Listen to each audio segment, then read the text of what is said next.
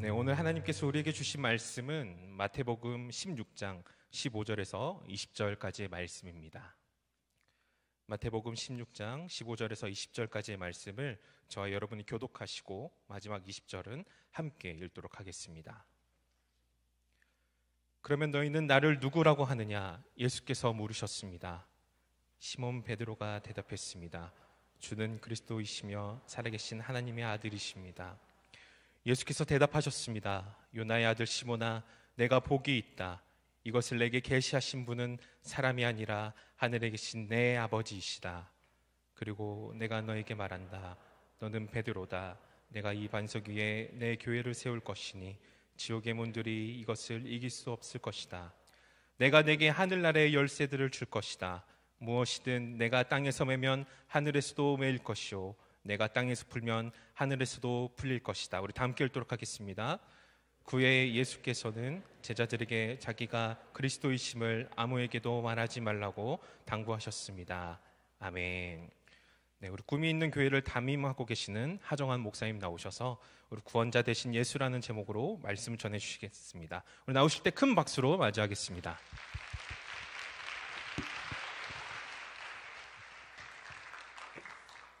네, 여러분 잘 지내셨죠? 우리 옆 사람들하고 인사하셨죠? 벌써 한 번 더 하시죠. 좀 멀리 있는 사람들하고도 어떻게 오셨어요? 이 안 추운 날에 안 추워졌어요. 와, 확실히 코로나가 이렇게 좀 풀리긴 풀린가 봅니다. 제가 이 목회 사관학교가 있는 그때만 되면 제가 와서 늘 설교하는데 그때는 목사는 저밖에 없어요. 이 동네에는. 근데 굉장히 좀 자리가 많이 비어 있었는데 오늘 제법 이렇게 찬 걸 보니까 확실히 코로나가 그리고 여기 담대하게 해제된 것을 알고 마스크를 푼 친구들도 있고 잘했어요. 예, 오늘 여러분과 같이 오늘 마태복음 말씀을 통해서 구원자 되신 예수 이런 제목으로 말씀을 나누도록 하겠습니다. 여러분, 예수님께서 제자들과 함께 가이사랴 빌립보에 이르렀을 때예요. 그때 가이사랴 빌립보에서 매우 중요한 베드로가 고백했던 사건이 있습니다. 주는 그리스도시요 살아계신 하나님의 아들이십니다. 이 놀라운 고백인데 굉장히 중요한 의미가 있습니다. 우선 이 가이사랴 빌립보를 좀 알 필요가 있습니다. 가이사랴 빌립보는 가버나움에서, 혹시 가버나움 가보신 분? 예, 손 들 뻔한 분이 계셨어요. 그래서 제가 번개같이 내렸어요. 가버나움에서 약 45km 지점 위치한 해발 2814m의 헐몬산이라고 이 팔레스타인 이스라엘 지역의 산 중에서는 가장 높은 산입니다. 그 산 자락에 있는 도시가 가이사랴 빌립보입니다. 이 가이사랴 빌립보를 좀 우리가 알 필요가 있는데, 원래 그 가이사랴 빌립보가 헐몬산이 있고 그리고 그 물줄기가 이제 갈릴리 호수로 이렇게 들어가는 그런 구조를 갖고 있기 때문에 거기는 늘 물이 좀 풍부했어요. 그래서 구약 시대에도 거기에는 가나안 사람들이 바알갓이라고 부르면서 살던 곳이었고, 그리스의 알렉산더 대왕이 거기를 통치했었고, 그 이후에는 안티오쿠스를 거쳐서 셀류쿠스 왕조가 지배했던 그런 지역입니다. 그때부터 이 셀류쿠스 왕조가 지배하면서부터 그리스 신화에 나오는 판을 신으로 섬기는, 그래서 원래 그 이름을 쫓아서 원래 이 지명은 파네아스였습니다. 근데 황제 가이사 아우구스토가 통치하면서 이곳을 헤롯 대왕에게 선물로 줬어요. 헤롯 대왕이 죽고 난 다음에 아들들에게, 이제 분봉왕이죠, 아들들에게 영토들을 나눠주는데 이쪽 지역은 헤롯 빌립이 통치하는 곳이었습니다. 헤롯 빌립이 통치하면서 당연히 이제 가이사 황제가 자신을 왕으로 인정해 준 것이기 때문에 가이사를 기념해서 이 도시의 가장 웅장한 절벽 아래 아우구스투스 신전을 짓고, 또 판신의 동굴을 만들고, 그리고 제우스 신전, 네메세스 여신 신전 등 굉장히 엄청난 신전들을 지어댔습니다. 그리고 이제 헤롯 빌립이 가이사 티베리우스를 기념하면서 이 지역 이름을 가이사라, 원래 이름은 파네아스인데 가이사라 이렇게 이름을 지었어요. 그런데 이제 가이사라가 여러분 이 지중해 자락에 지중해 자락에 황제들의 휴양 도시로서 가이사라가 또 있어요. 그러니까 이름이 중복이 되니까 거기다가 이름을 빌립이라는 자기 이름을 붙여서 가이사라 빌립보라고 부르게 된 겁니다. 그러니까 여기 가게 되면 뭐 헐몬산이 보이는 이 기가 막힌 이 도시, 그 모습만으로도 엄청난 강력한 뭔가 뭐 느껴지는 그런 도시였습니다. 그런데 이런 상태에서 사실은 여기에 이제 엄청난 신전들이 있고, 지금도 이제 여러분 혹시 인터넷에서 검색해보면 이 동네를 우리가 볼 수 있는데 엄청난 신전들과 이런 것들이 과거에 있었던 것을 우리가 알 수 있는데, 근데 이곳에서 예수님께서 물어보신 거예요. 사람들이 나를 누구라고 하느냐? 자, 그러면 여러분 잘 보세요.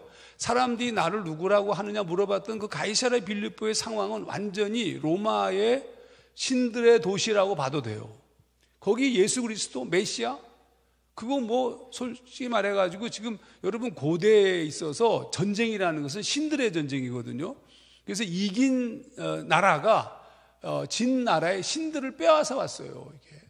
그러니까 지금 구조적으로 보자면 로마의 신에게 이 소위 유대의 신 여호와가 진 측면이 있어요. 이런 어떤 내면적으로 그런 흐름이 있었기 때문에 유대인들에게 있어서 소망은 뭐냐면 메시아, 다윗적 메시아가 나타나서 우리를 구원하기를 기대하고 사모하던 상황이었습니다. 그런데 예수님께서 아니 많은 도시들 중에 좀 시골 도시도 있고 여기 아니면 예루살렘도 있을 수 있는데 그게 아니고 이게 어떻게 보자면 로마의 냄새가 아주 풍부하게 풍겨나는 이방의 강력한 도시였던 가이사랴 빌립보에서 묻는 거예요. 사람들이 나를 누구라고 하느냐? 그 사람들이 말했던 얘기 아시죠? 더러는 세례 요한, 더러는 엘리야, 어떤 이는 예레미야나 선지자 중에 하나라 하나이다. 여러분 이 같은 대답에는 매우 중요한, 그러니까 이 제자들이 말하고 싶었던 얘기이기도 하지만 그 당시 유대인들의 소망이 들어있는 거예요. 무슨 얘기냐면 왕권에 저항했던 세례 요한, 그렇죠? 여러분 왕이 이 헤롯이 세례 요한에 대해서 굉장히 불안했던 그런, 여러분 뿐만 아니라 불병거를 타고 하늘로 올라갔던 강력한 선지자 엘리야, 그리고 이스라엘의 포로 회복을 예언한 예레미야, 이런 지도자들, 그러니까 이스라엘을 다시 회복시킬 수 있는 강력한 지도자 중에 한 사람으로 예수를 바라보고 있었고 예수를 기대하고 있었던 겁니다. 이건 또 제자들의 마음이기도 했어요. 근데 그때 예수님께서 늘 이게 어려운 건데, 그래 사람들이 나를 누구라고 하느냐라고 하던 중에 갑자기 이렇게 묻습니다. 너희는 나를 누구라고 하느냐? 와, 이거 거의 예술적 질문입니다. 너희는. 그런데 여기 오지랖이 넓은 베드로가, 혹시 여러분 애니어그램을 공부한 분이 이렇게 넘어가겠습니다. 이 오지랖이 넓은 베드로가 뭐라고 얘기하냐면 주는 그리스도시요 살아계신 하나님의 아들이십니다. 엄청난 얘기를 했어요. 그랬더니 예수님께서 완전 칭찬하는 거예요. 와, 여러분 그 칭찬 얘기가 오늘 본문에도 우리가 읽었지만 이렇게 얘기합니다. 바요나 시몬아, 저는 개역성경으로 읽고 있습니다. 바요나 시몬아, 내가 복이 있도다. 이를 내게 알게 한 이는 혈육이 아니요 하늘에 계신 내 아버지시다. 여러분 그러면서 축복을 하시는 거야. 축복의 내용도 장난이 아니야. 내가 이 반석 위에 내 교회를 세우리니 음부의 권세가 이기지 못하리라. 내가 천국 열쇠를 내게 주노니, 이게 보통 천국 열쇠가 아니야. 땅에서 무엇이든지 매면 하늘에서도 매이고, 땅에서 풀면 하늘에서도 풀리고, 완전 완전 절대 권력이에요. 절대 권력. 하나님께서 베드로에게 주님께서 엄청난 축복을 하신 겁니다. 근데 무엇에 대한 대가예요? 주는 그리스도시요 살아계신 하나님의 아들이십니다. 이 고백이 굉장히 중요한 고백이라는 뜻입니다. 요 시점 이전까지는 예수님께서 당신이 고난받으시고 죽으시고 부활하실 것에 대해서 제자들에게 말씀 안 하셨어요. 이 가이사랴 빌립보에서 이 사건은 예수님의 공생의 후반 부분입니다. 그러니까 예수님이 당신의 죽음과 고난, 부활에 대한 말씀을 안 하셨는데, 근데 바로 이 가이사랴 빌립보에서 베드로의 고백 이후에 개역성경을 보게 되면 비로소라는 표현을 씁니다. 비로소 당신이 고난받으시고 죽으시고 부활할 것을 제자들에게 말씀하십니다. 자, 그러니까 베드로의 대답은 굉장히 강력한 대답이었습니다. 그런데 여러분 여기서 우리가 알아야 될 게 있어요. 그럼 베드로가 이 예수님의 물음에 대해서 정말 내가 생각하고 있었고 내가 막 깨닫고 있었고 막 감동받았던 말씀을 한 것이냐? 그렇게 볼 수는 없습니다. 왜냐하면 예수님께서 뭐라고 말씀하시냐면 이것을 알게 한 이는 혈육이 아니요. 혈육이라는 것은 내 육체, 네 생각, 네가 갖고 있는 지식을 가지고 안 것이 아니라 하늘에 계신 하나님 아버지다라고 말씀하셨어요. 그러니까 내가 얘기했는데 베드로가 얘기했는데 그 얘기가 하늘에 계신 하나님 아버지가 알려주셔서 얘기한 거라는 거예요. 그러면 베드로가 얘기할 때 하나님께서 나에게 지금 직통 계시를 주셔서 이렇게 말씀하시면 이게 아니야. 그냥 내가 말을 했는데 그 말이 하나님 아버지께서 그 마음에 감동을 주셔서 한 얘기라는 거예요. 하나님의 감동으로 베드로 안에서 하나님의 속삭임을 하나님이 속삭이시는 음성을 들었다는 뜻이 아니라 하나님의 속삭임을 인지했다는 뜻이 아니라 내가 얘기했던 것이 하나님께서 감동을 주셔서 하신 고백이었다는 뜻이에요. 놀랍죠? 여러분 이거 놀라운 얘기인데 여러분은 반응이 없어서 좀 제가 당황했어요. 이건 놀라운 얘기예요. 왜 놀라운 얘기냐 하면 그가 얘기하는 게 하나님의 뜻과 동일한 얘기를 하고 있잖아요. 하나님의 말씀이 이루어진 하나님의 뜻을 선포하고 있는 거예요. 이거 얼마나 놀라워요. 만약에 베드로가 하나님의 뜻이라는 것을 내가 알고 얘기하였다면 그건 정말 강력한 표현이겠지만 그렇지 않아도 강력한 거예요. 자, 그런데 여러분 베드로가 완전히 업됐죠. 와, 막 땅에서 매면 하늘에서도 매이고 뭐 엄청 축복하니까 막 엄청 업되어 있는데 그제서야 비로소 아까 제가 얘기했죠. 예수님께서 드디어 비로소 고난받고 죽으시고 부활하실 상황에 대해서 말씀하셨습니다. 근데 그때 또 베드로가 나타나. 이 오지랖이 넓은 베드로께서 또 나타나가지고 뭐라고 얘기하냐면 마태복음 16장 22절 베드로가 예수를 붙들고 항변하여 이르되 주여 그리 마옵소서 이 일이 결코 주께 미치지 아니하리이다. 여러분 방금 얼마 몇 분 글쎄 얼마 안 됐어요. 그 전에 성령의 감동으로 말이죠 엄청난 고백을 했던 베드로가 이 얘기를 했을 때 아마 제자들은 뭔지 모르게 베드로 얘기가 올라 보였어요. 왜냐하면 베드로 얘기 엄청 축복하잖아. 로만 캐톨릭이 이 축복을 근거로 초대 교황으로 베드로를 생각하고 그래서 여러분 그 교황청 가보셨죠? 거기 교황청 그 교회 이름이 뭔지 아시죠? 베드로 성당 아니요. 예, 여하튼 가보셔요. 그러니까 특히 이제 대학생들이라면 휴학 좀 하시고 그리고 아르바이트 한 다음에 가봐야 될 거 아니요. 예수님 계신 데도 가봐야 되고 가서 나중에 여러분 이 세상 끝나고 하나님 나라에 갔을 때 주님이 그래 너 어디 갔었냐? 푸켓 갔었지 하와이 갔었지 근데 뭐 거긴 가봤냐? 이렇게 물어보실 확률이 상당히 높아요. 그러니까 제가 미리 팁을 주는 거예요. 갔다 오셔야 돼요. 여러분 그런데 이 베드로가 얘기했을 때 제자들이 베드로의 말이 옳다고 생각했겠죠. 그런데 여러분 예수님께서 뭐라고 얘기하시냐면 사탄아 너희들을 물러가라 이렇게 얘기해요. 갑자기 말이죠 하나님의 뜻이 이루어져서 하나님의 음성을 듣고 아니 본인이 인지해서 얘기한 것이 아니라 할지라도 하나님의 뜻에 맞는 놀라운 신앙적 고백을 하고 이것이 예수의 공생에 있어서 매우 중요한 분기점 여기서부터 주님이 고난과 죽음과 부활에 대해서 말씀하시니까 근데 그렇게 엄청난 복을 하나님께서 축복해 주셨는데 바로 금방 뭐가 되냐면 사탄의 자식이 된 거예요. 도대체 이게 무슨 사건이 벌어진 것일까? 여러분 근데 베드로가 좀 너무 나갔어요. 자, 마태복음 16장 22절 베드로가 예수를 붙들고 항변하여 이르되 주여 그리 마옵소서 이 일이 결코 주께 미치지 아니하리이다. 베드로가 예수를 붙들고 항변하여 우리는 조금 뭔지 모르게 좀 근사하게 번역했죠. 근데 이게 원래 헬라어 원문으로 읽어보게 되면 이렇게 근사하지가 않습니다. NIV 성경이 다 그렇지는 않은데 이 부분에 대해서는 NIV 성경이 번역을 잘했어요. NIV로 읽어볼게요. 발음이 좀 후지더라도 이해해 주세요. 피터로 할까요? 피러로 할까요? 좋아. Peter took him aside. 그러니까 피터가 예수를 took aside. 옆으로 데리고 온 거예요. And began to rebuke him. rebuke라는 말은 꾸짖다는 뜻이에요. 그러니까 베드로가 예수님을 잠깐 불러가지고 예수님 잠깐만 이렇게 한 거예요. 그 다음에 꾸짖는 거예요. 아니 그런 말씀을 하시냐. 와, 이게 무시무시한 얘기입니다. 그러니까 여러분, 예수님께서 사탄아 내 뒤로 물러가라. 너는 나를 넘어지게 하는 자로다. 네가 하나님의 일을 생각하지 아니하고 도리어 사람의 일을 생각하는도다. 바로 이 순간, 아까는 육체가 아닌 하나님의 생각을 하고 있었는데 지금은 하나님의 생각이 아니라 육체를 생각하고 있는 거예요. 엄청난. 그러니까 여러분, 이게 꼭 기억하셔야 돼요. 아무리 영적이고 근사해 보일지라도 언제 사탄적 존재가 될지 몰라요. 우리 주변에 많이 보잖아. 막 뜨겁고 뒤집어지고 막 난리 쳤는데 갑자기 막 이상한 존재가 되는 그런, 우리 오락가락 들락날락하는 존재라는 사실을 잊어서는 안 돼요. 베드로도 그랬다니까. 여러분, 그러면 왜 주님께서 사탄아라고 말씀하셨을까? 아니, 베드로가 얘기한 게 그 정도로 심각한 것일까?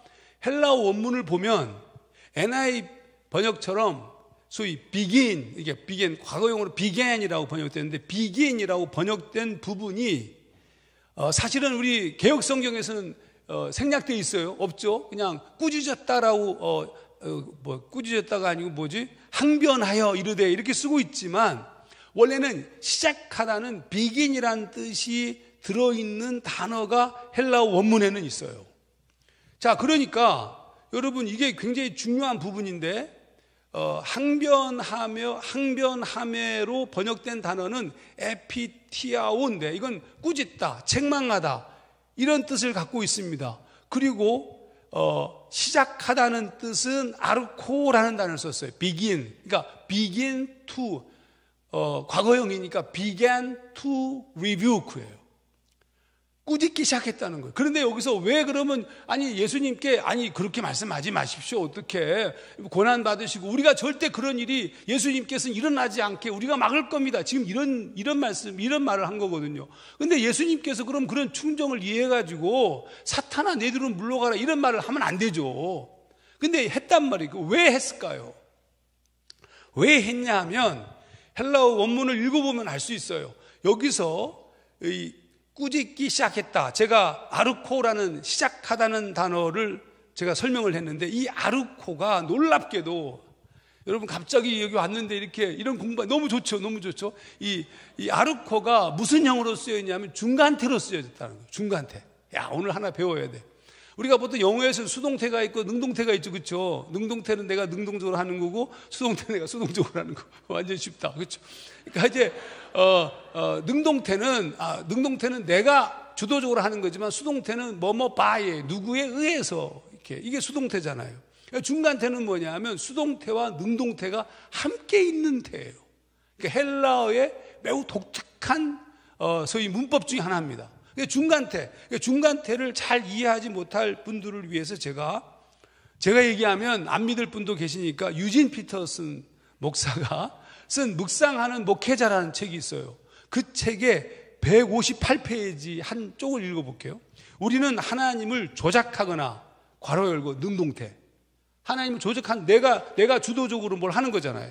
조작하거나 하나님에 의해 조작당하지 않는다. 조작당하다. 수동태. 우리는 하나님께서 행하신 행위 속에 포함되고 거기에 참여하지만 그것을 조종하거나 제한하지 않는다.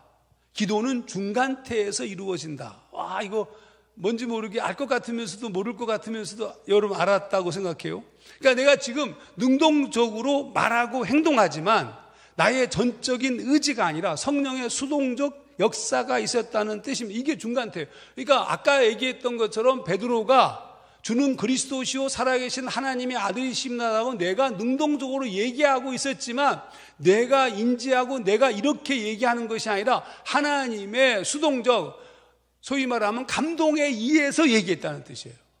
자, 그러면 똑같은 관점에서 지금 베드로가 예수님을 붙잡고 항변하고 할 때 예수를 붙잡고 꾸짖기 시작했다고 이해할 때 그 시작했다의 아르코가 여러분 중간태로 쓰여졌다는 말은 꾸짖기 시작했다는 것이 내가 지금 꾸짖고 있지만 무엇인가에 무엇에 의해서 지금 감동됐다는 뜻이에요. 이건 성령의 감동을 받은 걸까요? 아니죠, 당연히. 사탄아 내 뒤로 물러가라라고 얘기했으니까 사탄의 감동이겠죠. 사탄의 어떤 내 안에 내 더러운 욕망, 내 안에 뽐내고 싶고 내가 교만하고 내가 주인이 되고 내가 모든 것이 뭐 되고 싶어하는 어떤 그런 것들에 의해서, 이걸 예수님이 사탄적 표현을 쓴 거잖아요. 그것에 사로잡혀가지고 내가 얘기했어요. 나는 진짜 멋있는 얘기를 했고 근사하게 이성적으로 판단해서 얘기했는데 그게 아니고 사단의 영향을 받았다는 겁니다. 여러분, 놀라운 일입니다. 오늘 여러분과 함께 이 말씀을 꼭 먼저 시작하면서 하고 싶은 거예요. 여러분이 언제나 주님 앞에 열심히 기도하는 게 중요해요. 열심히 기도하는 거. 열심히 예배드리고 열심히 봉사하는 것도 중요해요. 근데 열심히 예배하고 열심히 봉사하는 자들에 의해서 교회가 어떤 때는 많은 문제를 일으켜요. 왜 그렇게 일으키는 거예요? 어쩌면 거기에 이 지금 중간태적 개념에 뭔 역사가 있었을 수 있다는 거죠. 그래서 하나님 앞에서 하나님의 일을 하고 아버지의 앞에 기도하고 당신 앞에 서는 자들이 제일 주의해야 될 것은 늘 하나님 앞에 서 있는 겸손함으로, 겸비함으로 늘 자신을 돌아보면서 주님의 사역들을 해야 돼요. 그러니까 가난하고 아무것도 아니었을 때의 신앙인은 겸손하게 살다가 좀 커지고 좀 높아지면 뭔가 딱 폼 잡잖아. 제가 옛날 부목사 시절에 30살에 목사가 됐어요. 지금은 곱하기 2하고 좀 더 넘었어요. 근데 어느 날 그렇게 시간이 흘렀어. 행복해요. 왜? 아니, 여러분이 생각할 때 왜 행복할까? 나이가 들어서 행복한 게 아니고 30대가 좋아. 근데 지금이 행복한 이유는 20대 30대는요 매일 싸웠어요. 죄에 대해서. 죄와 대빵 싸우고 막 욕망에 사로잡히고 흔들리고 막 이걸 이 무너지는 나를 해결하려고 송곳으로 무릎을 꿇고 진짜 그랬다니까. 한 번 했어요. 한 번. 미안. 너무 아파서 그 다음부터는 이제 주로 볼펜으로 했지만, 여러분 제가 가슴을 얼마나 많이 쳤는지 몰라요. 왜냐하면 맨날 싸우는 거예요. 맨날 진짜 막 그냥 어떻게 해야 좋을지 몰라요. 지금이 내가 좋은 것은 뭐냐면 그때만큼은 아니야. 그때보다 훨씬 좋아졌어. 나빠진 게 아니라 좋아졌어. 죄?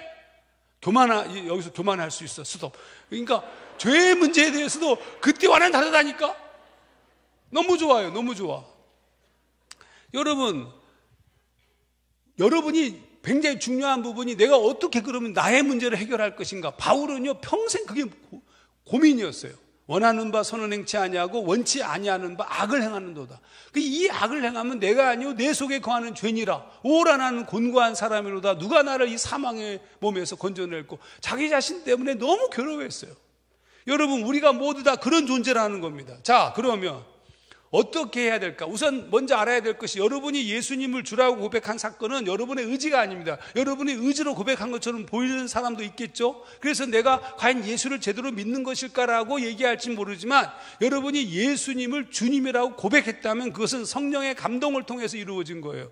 고린도전서 12장 3절, 하나님의 영으로 말하는 자는 누구든지 예수를 저주할 자라 하지 아니하고 또 성령으로 아니하고는 누구든지 예수를 주시라 할 수 없느니라.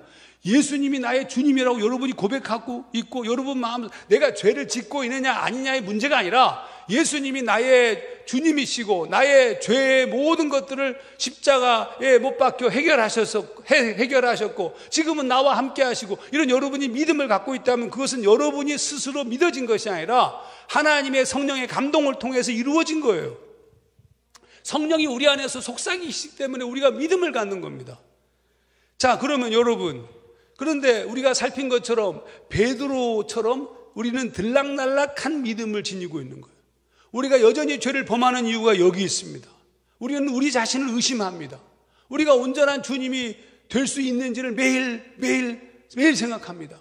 그 수련회 가가지고 죽도록 기도해서 목이 다 쉬었어. 할렐루야, 아멘. 딱 오니까 엄마가 막 너무, 야, 너 진짜 은혜 많이 받았구나.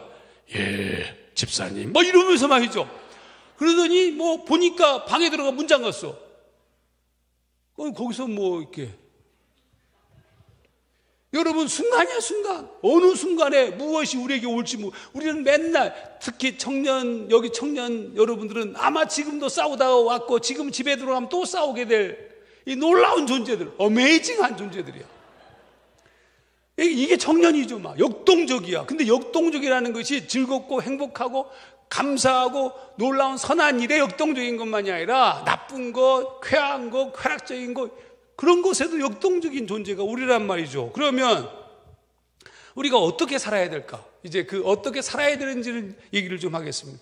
예수님께서 베드로를 꾸짖으신 다음에 사탄아 너희들은 물러가라 이렇게 말씀하시고 난 다음에 그 다음 그게 23절, 24절에 예수님이 답을 말씀하세요. 네가 어떻게 살아야 되는지 이렇게 말씀하십니다. 이에 예수께서 제자들에게 이르시되 아무든지 나를 따라오려거든 자기를 부인하고 자기 십자가를 지고 나를 쫓을 것이니라. 나를 따라오려거든. 그러니까 온전히 주님의 제자로 사람으로 살기를 원한다면 제일 먼저 해야 되는 것이 뭐냐면 자기를 부인하라는 거예요. 자기 부인. 여기서 자기는 더 셀프입니다. 오랜 시간 동안 만들어진 나예요. 오랜 시간 동안 만들어진 나.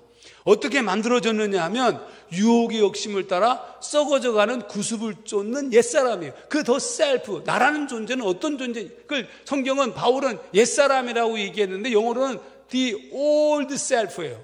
오랜 시간 동안 쌓여진 존재야. 나라는 존재. 근데 나라는 존재, 현재 나는 그냥 하루아침에 어떻게 만들어진 것이 아니라 그 동기는 유혹의 욕심이에요. 유혹의 욕심. 우리 안에는 디자이어, 욕망을 쫓아서 살다 보니까 이게 반복되어져서 구습, 프로그램이 된 거예요. 여러분이 지금 여러분의 모습은 있잖아요. 그냥 단순한 모습이 아니야. 여러분이 행동하고 여러분이 움직이는 모든 것은 이전에 어떤 사건들이 처처히 쌓여가지고 만들어진 여러분, 프로그램 되어진 여러분이라고요. 우리가 예수를 믿지만, 예수를 믿었다고 해서 하나님의 자녀가 되었지만, 쉽게 말해서 어떤 그냥 불황하러 살고 있던 어떤 친구가 어떤 괜찮은 집안에 양자로 들어가게 됐어. 그래서 그 아버지 아들이 되었다고 해서 아버지 아들이라는 존재는 분명하지만 그 아들이 가져왔던 삶, 그 길에서 정말 그렇게 어울리고 못된 짓 하고 그렇게 살았던 그 삶 자체가 사라지는 게 아니라는 거예요. 우리는 예수를 믿지만 어떤 존재냐면 예수를 믿고 주님께서는 우리를 의롭다 하신 칭의적 존재이긴 하지만 우리가 성화, 거룩해진 존재는 아니에요. 완벽한 존재도 아니에요. 우리가 뜨겁게 기도하는데 더러운 것이 함께 들어올 수도 있어요. 지금 예수는 그리스도라고 고백했는데 금방 사탄아 물러가라라고 들을 만큼 사탄적 생각과 행동도 할 수 있어요. 그러니까 예수님께서 방법을 가르치셨는데 그럼 어떻게 해야 되냐면 진짜 나를 따라오려거든 먼저 자기를 부인하고입니다. 이게 제일 먼저. 자기 부인이 문제예요. 내 아내가 먼저라는 뜻이 아니라는 걸 여러분 아셔야 돼요. 자기 부인이 먼저야. 자기 부인, self denial. 나를 먼저 부정하는 뜻입니다. 자, 여러분. 그러면 자기를 부인하는 것이 뭘까? 우리가 예수를 믿고 구원받았지만 칭의입니다. 칭의. 그리스도의 완전 성화에 이르지 못하였습니다. 그래서 베드로처럼 들락날락하는 거예요. 오랜 시간 동안 내 유혹과 욕심, 디자이어의 반복, 그리고 그 결과로 만들어진 구습 옛사람, 프로그램되어진 올드 셀프, 이건 가짜예요. 가짜. 거짓자예요. 거짓자. 가짜라는 말은 하나님께서 창조하신 여러분의 본래적 자아가 아니라 죄로 망가져 있는, 그리고 오랜 시간 동안 유혹의 욕심을 따라 만들어져 있는 왜곡된 자아라고. 여러분의 본질이 아니에요. 하나님의 음성을 듣고 하나님과 교통하고 그분의 놀라운 쉼에 참여하며 그분의 뜻을 따라 움직일 수 있고, 또 뿐만 아니라 우리가 기도하고 우리가 의지할 때 놀라운 능력이 나타날 수 있는 그런 존재가 원래 우리 하나님의 지으심을 받은 원래 존재이고, 우리가 예수 안에서 진짜 회복되어지면 그런 존재가 되는 거예요. 근데 그렇지 못하단 말이죠. 그 말은 무슨 뜻이냐? 우리가 예수를 믿지만, 마음으로 믿지만 우리의 몸, 우리의 생각, 우리의 육체가 비신앙적이고 하나님의 통치를 받고 있지 못해. 그래서 바울이나 믿음의 사람들은 어떻게 하냐? 바울은 뭐라고 얘기하냐면 내 몸을 쳐서 복종시킨다, 이런 표현을 썼고, 또 그리스도 예수의 사람들은 정과 욕을 십자가에 못 박은 사람들이라고 성경은 쓰고 있다고요. 오늘 우리에게 필요한 것이 그건데 우리의 삶이 그렇지 못하단 말이죠. 자, 그러면 셀프 디나이, 자기를 부정하는 것, 자기를 부정하는 것의 대표적인 것이 회개입니다. 그렇죠? 회개. 내 죄, 내 더러움, 내 욕망, 그걸 버리는 거, 그게 회개죠. 이거를 저는 오늘 좀 쉽게 자기 부인으로서 회개만 얘기하였지만 이거 좀 넓은 어떤 흐름이 있어요. 하지만 오늘은 짧게. 자기를 부인하는 것은 회개인데 좀 더 얘기하면 그럼 뭘 부정하느냐? 나를 오랜 시간 동안 나를 만들어 놓은 것, 그건 다른 표현으로 히브리 기자의 표현으로 얘기하면 나를 얼매여 있고 나를 묶어 놓고 있고 나를 꽉 붙잡고 있는 것을 말해요. 그러니까 내가 있잖아요, 죄를 이기지 못해 막, 그렇죠? 죄가 막 엄습해 오면 막 이기지 못하잖아. 이기지 못할 때 그건 무엇인가가 꽉 붙들려 있잖아요. 붙들려서 내가 어쩔 수 없이 죄를 범하지 않습니까? 그런 존재. 그래서 히브리 기자가 이렇게 썼어요. 믿음의 사람들은 전부 자기 부정의 삶, 회개적 삶을 살았는데 히브리서 기자는 이렇게 표현하였습니다. 히브리서 12장 1절, 이러므로 우리에게 구름같이 둘러싼 허다한 증인들이 있으니 모든 무거운 것, 얽매이기 쉬운 죄, 무거운 것과 얽매이기 쉬운 죄를 벗어버리고 라고 쓰고 있습니다. 그러니까 수많은 믿음의 사람들이 소위 말하면 살았던 삶은 어떤 거냐 하면 무거운 것과 얽매이기 쉬운 죄, 자기 부정의 삶을 살았다는 뜻입니다. 언제나 회개를 놓치지 말아야 되는 이유입니다. 여러분, 오늘 여러분이 진짜 하나님의 사람으로 살고 싶고 영적으로 새로운 존재로 살기를 원한다면 언제나 이걸 먼저 해야 돼요. 그게 회개예요. 회개는 한 번 하고 끝나는 게 아니야. 언제까지 해야 되냐면 주님 나라 들어갈 때까지 회개해야 돼요. 끊임없이. 예수님께서 이 땅에 오셔서 제일 먼저 선포한 메시지가 뭔지 아세요? 첫 마디가 회개예요. 회개하라. 회개하고 복음을 믿으라. 마가복음 1장 15절. 여러분, 언제나 이 같은 회개의 삶은 우리가 읽은 것처럼 믿음의 사람들의 기본입니다. 바울도 마찬가지. 바울도 여러분 로마서 7장 얘기만 한 것이 아니고, 바울이 이제 사도행전 28장을 보게 되면 바울이 로마의 감옥에 잡혀 있다가 3차 전도행을 마치고 예루살렘에서 로마로 압송되잖아요. 로마의 감옥에 갇힌단 말이에요. 물론 이제 연금 수준이었어요. 2년 동안 있었어요. 2년 동안. 2년 동안 있었는데 원래 유대인들이 말이죠, 신성 모독죄로 고발했는데 그 로마에 갇혀 있는 동안에 유대인들이 별 어떤 다음 단계의 어떤 행동들을 안 했던 것으로 보여요. 그래가지고 이제 풀려난 겁니다. 2년 후에 풀려납니다. 사도행전 28장에는 그 이태 후에 풀린 얘기를 쓰고 있습니다. 풀리고 난 다음에 자유롭게 다니면서 복음을 전하고 사람들을 만나고 그랬어요. 그리고 이제 특히 바울이 너무너무 사랑했던 빌립보 교회를 가고 싶었지만 그가 3년 동안 두란노 소원을 세우고, 이 밑에도 두란노 소원을 세웠더군요. 열심히 하고 있는 이 에베소에 먼저 갑니다. 그런 다음에 디모데를 빌립보로 보냅니다. 그리고 한참 후에 디모데가 돌아오니까 디모데를 빌립보 교회, 에베소 교회 담임자로 맡기고, 그리고 이제 바울이 이제 빌립보도 가고 다른 곳으로 막 합니다. 그런데 걱정이 되는 거야. 뭐가 걱정이 되냐면 디모데가 걱정이 돼. 내 연소함을 업신여기지 못하게, 이런 표현이 나오는 것처럼 너무너무 걱정이 돼가지고 쓴 책이 디모데 전서와 디모데 후서입니다. 그러면 디모데 전서보다 디모데 후서는, 디모데 후서가 쓸 때 디모데 보고 빨리 오라고 얘기하는데 디모데가 겨울 얼음 때문에 막혀가지고 다음 해 봄에 왔을 때 바울은 이미 교수형 당한 상태였어요. 그러니까 디모데 전서와 디모데 후서는 바울이 죽음을 앞두고 죽음을 느끼면서 쓴 책입니다. 그러니까 얼마나 성화된 단계겠어요. 바울이 얼마나 거룩한 단계이고 얼마나 하나님의 사람으로 우리가 볼 때는 거의 세인트 수준, 세인 폴이라고 그러잖아요. 그런 수준의 사람이었음이 틀림이 없는데, 놀랍게도 바울이 디모데에서 1장 15절에 디모데에게 편지를 쓰면서 뭐라고 얘기하냐면 자기를 이렇게 표현합니다. 죄인의 괴수라고. 죄인 중에 내가 괴수다. 여러분, 무슨 얘기냐? 바울은 처음부터 마지막까지 한순간도 자신의 소위 말하면 하나님 앞에 서 있는 긴장감을 놓치지 않았어요. 언제나 하나님 앞에 서 있는 코람데오의 신앙으로 끊임없이 걸어갔습니다. 자신을 경계해서, 이게 회개예요, 회개. 그러니까 회개라는 말의 헬라어 단어가 메타노에오인데 이게 돌아서다는 거예요.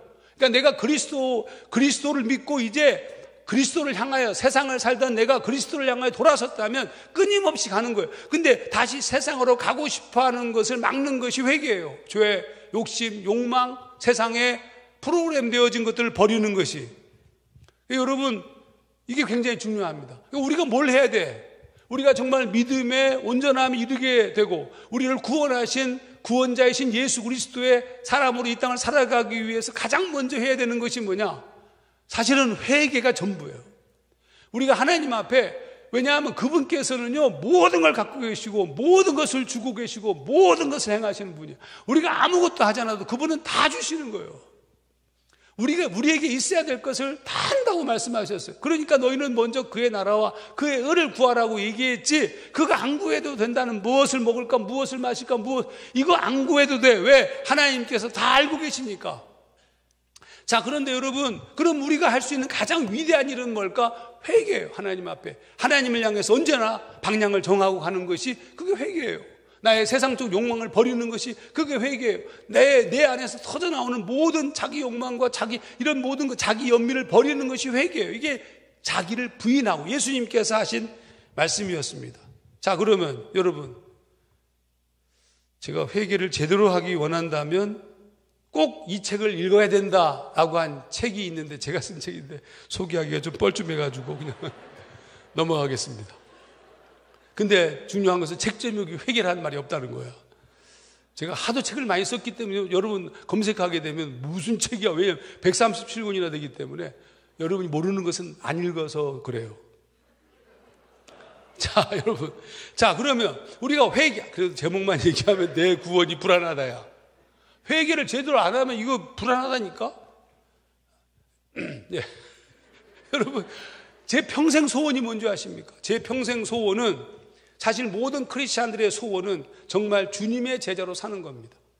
그래서 언제나 매일 자기를 부인하는 삶을 살고, 언제나 추구하며 나를 겸비하게 여기고 회개하는 하나님 앞에 언제나 그런 삶을 살아가는 거예요. 여러분, 그러면 무슨 일이 벌어져요? 우리의 내면이, 회개한다는 것은 깨끗해진다는 것이고, 회개할 만큼 우리 내면이 자기 부정이 이루어져서 내 욕망이 사라지면 사라질수록 무엇이 들리냐 하면 베드로가 들었던 하나님의 음성이 들리는 거예요. 하나님의 뜻이 느껴지는 겁니다. 하나님의 계획이 깨닫게 되는 것이고, 내가 무엇을 결정하든 무엇을 하든 간에 그때마다 하나님이 지혜를 주셔서 무엇을 결정하고 어떻게 나아가야 될지 놀라운 하나님의 지혜가 우리 가운데 임하는 거예요. 왜 우리가 그렇지 못하는, 우리 안이 너무 더러워, 너무 꽉 차 있어. 자기 욕망, 자기 주장, 나중에 예수를 믿는 것도 말이죠, 너무 열심히 믿는데 어느 순간 자기가 믿는 거예요. 자기가, 내가 주인이 돼.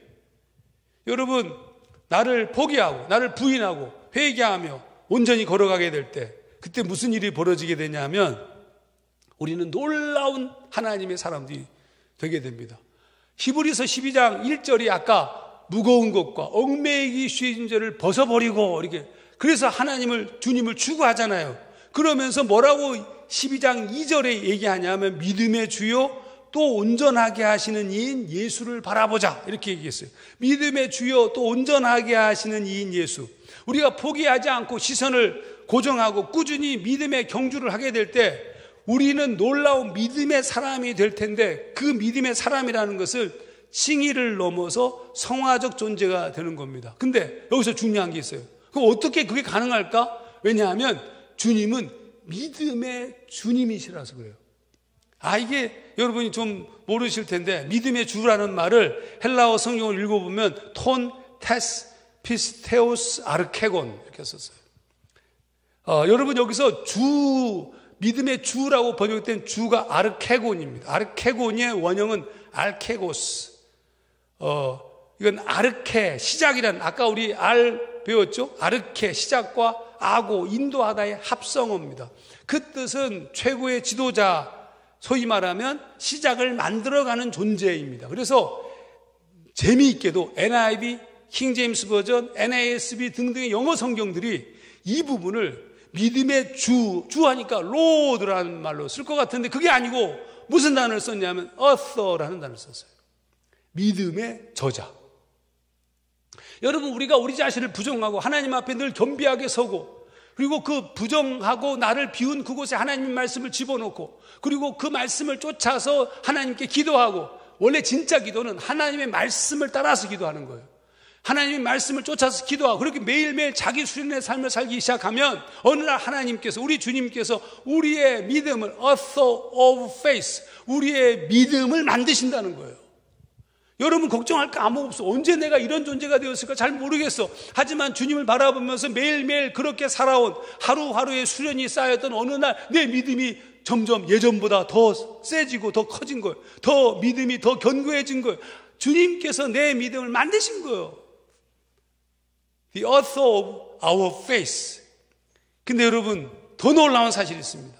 더 놀라운 사실은 우리의 믿음을 만들어가는 것만이 아니라 그 다음에 이렇게 썼잖아요. 믿음의 주요 온전하게 하시는 이인 예수를 바라보자. 이렇게 썼죠. 이 온전하게 하신 이라는 이 단어, 제가 헬라어 그만 얘기하고 번역한 것으로 읽어보게 되면 이 NIV는 무슨 단어를 썼냐면 perfect라를 썼어요. perfect, 완성하다는 뜻이에요.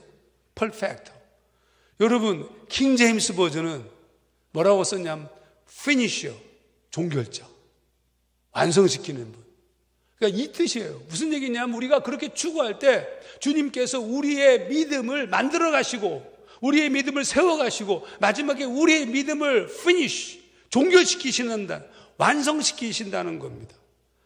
여러분 걱정할 거 아무것도 없습니다. 이 세상에 수없이 많은 문제들이 있고 우리가 고민해야 될 것도 많고 엄청난 이 세상 삶을 어떻게 살아갈까 여러분이 걱정이 많이 되겠지만 그걸 걱정할 필요가 없어요. 왜 그러냐면 그분께서 살아서 우리 안에 역사하시기 때문이고 우리의 믿음을 만들어 가시고 우리를 완성시키신다는 뜻은 무엇이냐면 믿음이 완성되면 완성될수록 믿음의 기도는 병든 자를 살리잖아요. 심지어 죄를 범하였을지라도 사하시면 어디로 무시무시한 말씀을 야고보서에서 썼어요. 믿음의 놀라운 기적들은 히브리서 11장에 잔뜩 쓰여져 있어요. 믿음을 가졌다는 것은 그것 자체가 능력이에요, 여러분. 우리가 추구해야 될 게 뭐예요? 여러분이 무슨 문제를 놓고 기도하고 이걸 이루어지길 위해서 기도하는 것보다 더 먼저 해야 되는 것이 믿음. 그러니까 영어를 공부하셨죠, 영어 공부하는데 주로 이제 해외에 여행 가가지고 뭐 생활 영어 뭐 이렇게 만나면 외국인을 만나서 뭐 이렇게 뭐 식당에 어쩌고 이래 하잖아요. 그거만 할 줄 알아, 그거만. 여러분 우리 교회 배우들이 있는데 어느 날 보니까 막 영어로 막 우와. 근데 그거만 알아, 그거만. 이건 진짜가 아니요. 그러면 기본부터 차근차근 잘 닦은 사람은 모든 상황에 모든 경우에 영어를 구사할 수 있어요. 우리의 믿음도 마찬가지예요. 여러분이 중요한 것은 여러분은 문제를 놓고 기도하는 거 말고 그것도 당장 급하니까 기도해야 되지만 그 문제가 해결되면 끝내지 말고 가장 기본적인 자기 부정의 회개적 삶과 그리고 내 내면에 하나님 말씀을 집어넣는 것과 말씀을 통해서 주님 앞에 기도하면서 내 믿음의 크기를 그분께서 점점 만들어 가시고 나를 완성시켜 가시는 것을 기대하면서 움직이는 게 더 중요하다고요. 그때 어떤 일이 벌어지게 되냐면 여러분 안에 전혀 다른 새로운 세상이 열리는 거예요. 왜 새로운 세상이 열려요? 걸어가는데 주님이 말씀하시는 거예요. 보여주시는 거예요. 알려주시는 거예요. 해결할 수 있는 능력을 주시는 겁니다. 그런 사람이 이 세상에 걸어가야 돼요. 그런 사람이 정치, 경제, 문화, 기업, 모든 영역이 있기만 하면 하나님의 통치를 받고 하나님의 뜻을 따라서 행동하고 지혜롭게 얘기하고 판단하고 결정하지 않습니까? 그래서 로마서에서는 뭐라고 얘기하냐면 모든 피조물들이 탄식하면서 하나님의 자녀, 하나님의 아들이라고 하나님의 자녀들의 등장을 기다리고 있는 거예요. 이 시대는 지금 사람이 필요합니다. 하정환을 필요로 한다니까? 여러분을 필요로 하잖아요. 뭐 얼마나 영역에서 얼마나 일을 할 수 있을지 그건 하나님께서 알아서 하시는 것이고 나는 내 삶 속에서 끊임없이 추구하는 겁니다. 그리고 그분께서 우리를 통해서 역사하시고 싶어 할 때 우리가 그 역사에 응답할 수 있는 존재가 되어야 된다는 겁니다. 이제 마지막 말씀, 남은 게 있어요. 남은 건 뭐냐면 그 다음 말씀입니다. 믿음의 주요 온전하게 하시는 예수를 바라보자. 예수를 바라보자. 중심은 모든 것의 중심은 예수예요. 예수를 바라보자. NIV 번역은 Let us fix our eyes on Jesus. 예수 그리스도에게 우리의 눈을 fix, 고정하자는 거예요. 주님을 바라보는 걸 멈추지 않는 겁니다.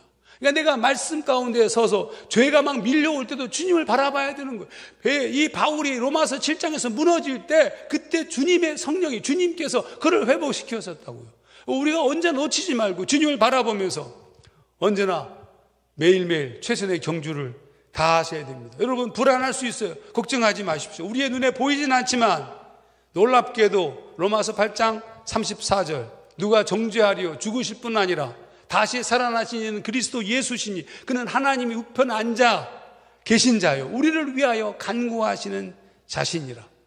히브리서 12장 2절에 하나님 보좌 우편에서 우리를 위해서 기도하고 있다는 겁니다. 그러므로 이제 열심히 하셔야 돼요. 열심히. 청년들이라면 더 열심히. 그 다음에 나이가 좀 들었으면 더 열심히. 시간이 없잖아 더. 그러니까 저는 더 열심히 해요. 엄청 열심히 해요. 왜냐하면 나이가 많이 들었기 때문에 더 열심히. 그리고 마지막으로 우리가 꿀 꿈에 대해서 얘기하겠습니다. 바울이 로마의 감옥에서 디모데에게 쓴 편지 중 디모데 전서에서 디모데에게 부탁합니다. 뭐라고 부탁하냐 하면 이렇게 부탁합니다. 디모데 전서 4장 15절 16절 이 모든 일에 전심전력하여 너의 성숙함을 모든 사람에게 나타나게 하라. 네가 네 자신과 가르침을 살펴 이 일을 계속하라. 이것을 행함으로 네 자신과 네게 듣는 자를 구원하리라. 바울이 얘기하는 이 구원이라는 개념은 칭의적 구원 말고 하나님의 자녀로서 하나님의 뜻을 따라 살 수 있는 어떤 의미에서는 성화적 구원이에요. 네 자신과 네게 듣는 자를 구원하리라. 내가 구원받아서 하나님의 통치가 이루어진 자가 되어야 내 옆에 있는 사람, 내 가족, 내가 있는 공동체와 이 사회 속에서 하나님의 사람으로 의를 드러내고 그들을 구원할 수 있는 힘이 생긴다는 사실을 절대로 놓치지 마시기 바랍니다. 여러분, 너무 좋잖아요. 살아있다는 게. 그런데 더 좋은 게 뭐예요? 살아있는데 그냥 살아있는 것이 아니라 그리스도를 바라보며 나의 죄를 주님께 토로하고 주님께 도움을 구하며 그 말씀을 쫓아서 하나님의 사람으로 살기를 소망하니까 얼마나 좋아, 얼마나 좋아. 좋아 죽겠어, 그렇죠? 여러분, 이 놀라운 긴장과 이 흥분을 놓치지 말고 주님을 집중하며 여러분 매일매일 자기를 쳐서 복종시키며 끊임없이 훈련을 게을리하지 않고 걸어가는, 그래서 여러분을 통하여서 하나님의 거룩한 뜻이 이루어지시기를 주의 이름으로 축원합니다.